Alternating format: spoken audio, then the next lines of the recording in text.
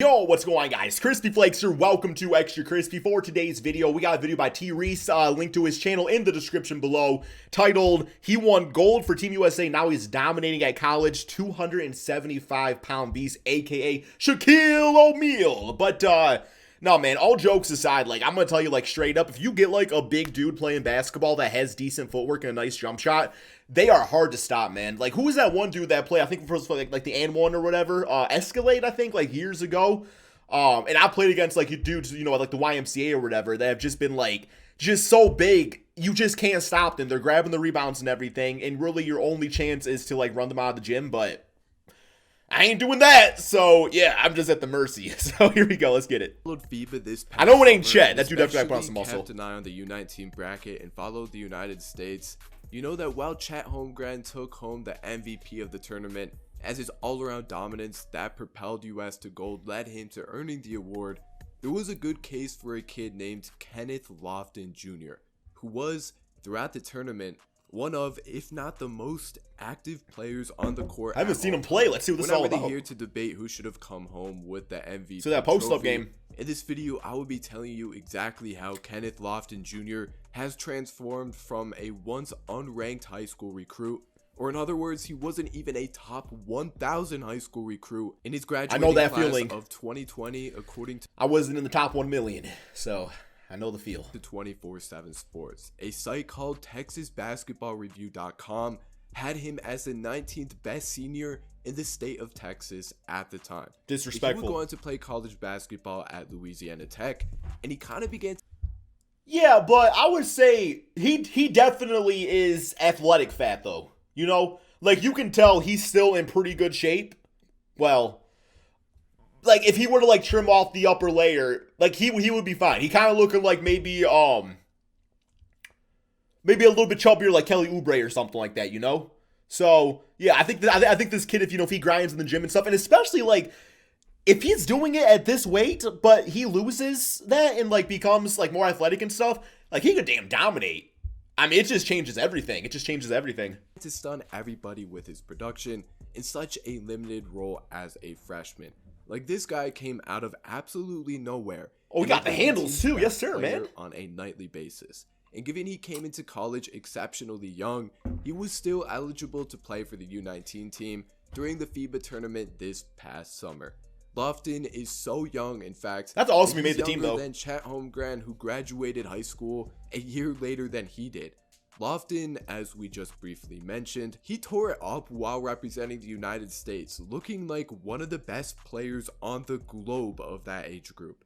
And now here we are in late 2020. Bro, I want him on the Pistons right now, man. Lofton Jr. has taken the jump that we were all expecting him to take. Most recently, Lofton dropped a whopping 36 points and 18 rebounds as he shot 14 for 19. Bro, so he's literally like... So he's like Glenn Davis if Glenn Davis was good at basketball.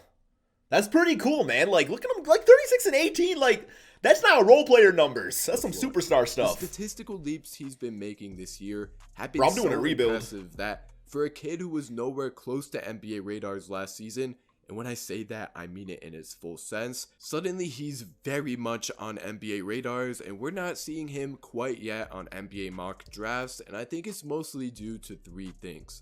One, there's not much sample size with him. Like, he's a relatively new name to NBA scouts. His game looks very old school. To the national scene. He obviously wasn't covered widely in high school. He wasn't one of these guys who went on to play in the McDonald's All-American game or any of those all-star events. Fun fact, he was a nominee for the McDonald's All-American game, but there are like hundreds of players who were chosen as nominees for that game.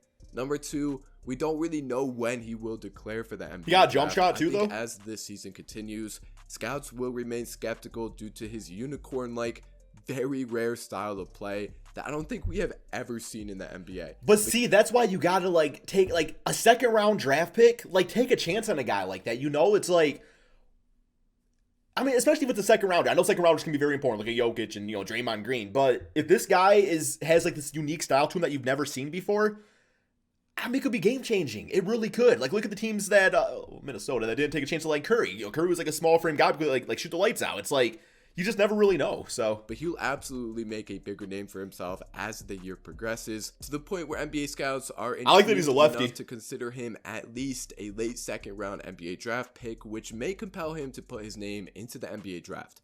And number 3, I just alluded to it, we have never seen a player like Kenneth Lofton Jr. in the NBA before. I mean that in every way.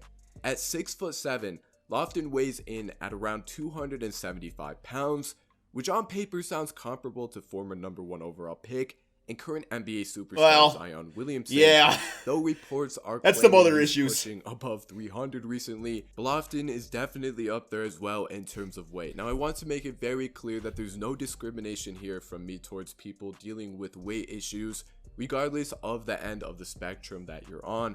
Just, we're talking basketball here, and in the case of Kenneth Lofton Jr., it makes him an anomaly of a basketball player.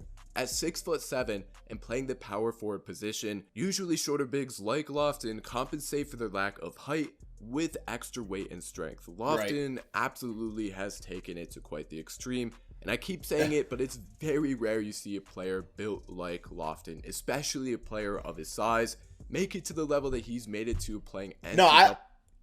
I definitely know this dude's diet right here. Like this dude does go to the gym. He does work out every day, but on his way home, you know, we sit on McDonald's being like, well, they got like the extra crispy snack wrap, protein.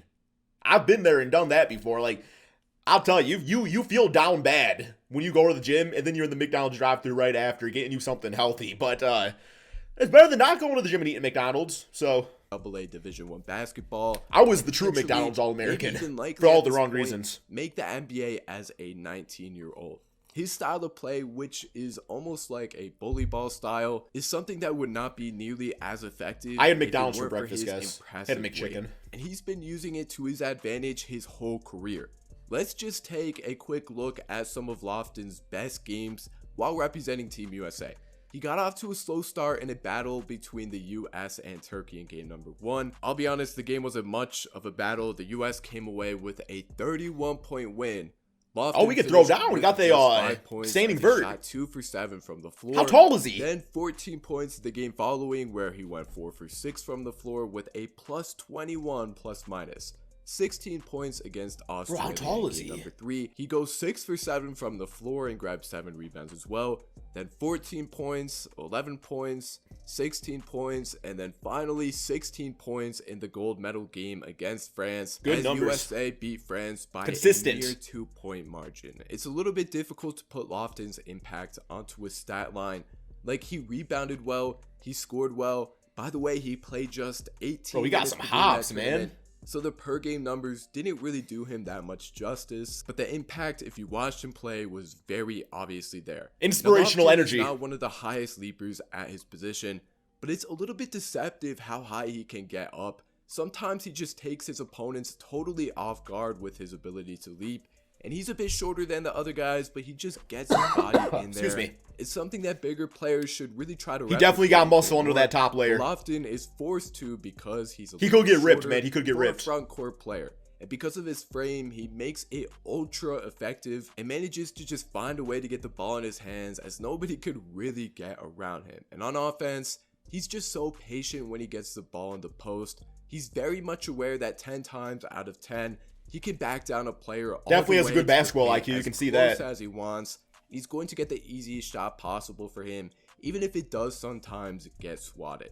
Most of the time, they're very high efficiency shots that he squeaks his way to, and I think that this probably is quite annoying for those matched up with him. He gets fouls because of all of the contact that he creates, and his defenders oftentimes get very frustrated and hostile due to the calls that he gets, but it's just, there's nothing you can really do about it. You just kind of have to hope that he either misses or another player. Yeah, he would definitely be good off like the bench for an NBA team in the sense where it's like, you know, you're trying to get like your starters some rest and stuff like that. You don't want things to get too out of control. So, you know, you put this dude in there, man, you know, put him in the post and, you know, use up that 24-second shot clock, get yourself a nice easy layup, and, you know, stars are all rested before you know it.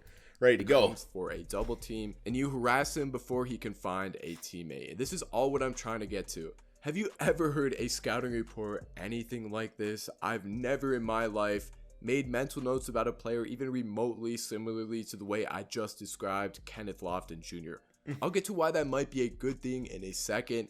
But the first thing I'll do is give some light to what the skeptics have to say about Kenneth Lofton Jr. A user from Reddit summed up the... They better not be talking about his weight, because I'm just going to say one name. Jokic. Thoughts of those skeptical about Lofton Jr. pretty well, as he said the weight plus being a 6'7" plus not shooting threes plus being a 60% free throw shooter is a pretty impossible equation to overcome right now. He'd have to take big strides physically and technically. A Lofton optimist was right in a response, saying, given that he's still a teenager, I wouldn't be too worried, only time will tell. The majority seem to disagree with that statement, so it kind of looks like the consensus is that Lofton's game is not meant for the NBA. Yeah, you kind of are who you are as a basketball Poor free player. throw shooting, the lack of speed, maybe the most important being the lack of a three ball. From like a basis standpoint, like probably you could add things to your game, but to just kind of write off his chances of making it to the NBA. And it's a bit difficult to imagine him in an NBA setting as well. Like, those guys are like Greek gods compared to the rest of us as it relates to their physiques. Lofton kind of just plays like an older version of that kid who played on your middle school basketball team. Yes! Did nothing on offense, but your coach had him play his heart out on defense for the 5 minutes he was on the court. But Lofton just somehow makes it work. And while his game becomes redundant and boring the more you watch him play, hey, getting buckets ain't boring in my book. Works, and it's sometimes exciting to watch at the same time. The NBA is a league of unicorns. Well, not fully yet, but positionless basketball is anticipated by many to be the next trend in the game. Which I'm kind of excited for, to be honest. We may not be the ideal player you think of when envisioning this thought. It kind of fits in somewhere. A three-pointer would probably be important for him to invest in developing. Yeah, no doubt. I think the future basketball unicorns will include a bunch of guys 6'5" or taller that can at least shoot the three ball a little bit. Lofton will need to follow most likely, but I don't know. I think there's a world where Lofton's game doesn't work until it just kind of does, until it's given a chance. So far, it's worked very well in FIBA basketball, and of course, it's working perfectly well at the D1 level in college. The NBA, though, will have to wait and see. Until then, I'll be fence sitting because I truly don't know what to think about Kenneth Lofton Jr. But fact of the matter, he has to get more athletic. He does to some extent. To watch, and I think you should give his game a look as well. Definitely. And I have no doubt that it will eventually translate to some level of success, whether it is in the NBA or not. Could be a G League guy too. All the way to the end. Firstly, thank you. I hope you all enjoyed. Secondly, tell me your thoughts on Kenneth Lofton Jr. All right, that's all we got for the video. Very good, summary by T. Reese here.